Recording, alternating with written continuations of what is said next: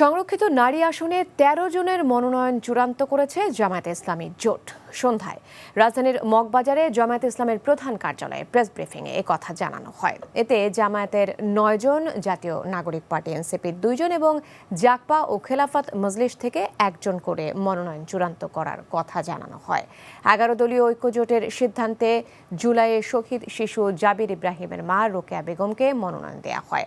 জামায়াতের মহিলা বিভাগের সেক্রেটারি নুরুন্নিসা সিদ্দিকা ও এনসিপির নারী সংগঠন জাতীয় নারী শক্তির আহ্বায়ক মনিরা শারমিন, জাকপা চেয়ারম্যান তাসমিয়া প্রধান মনোনয়ন পেয়েছেন। আগামীকাল মঙ্গলবার ইসিতে তাদের মনোনয়ন দাখিল করা হবে বলে জানান ১১ দলীয় ঐক্য জোটের সমন্বয়ক হামিদুর রহমান আজাদ।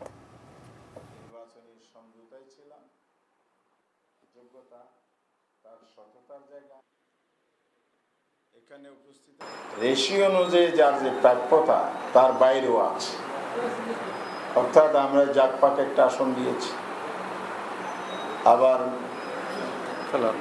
আপনার বাংলাদেশ খেলাফত মজলিস রেশিও অনুযায়ী তাদের ৬টা আসন না থাকলেও একটা আসন পেয়েছেন জোটে, আর জাতীয় নাগরিক পার্টি রেশিও অনুযায়ী একটা পায়, কিন্তু আমরা ২টা মনোনয়ন চূড়ান্ত করেছি।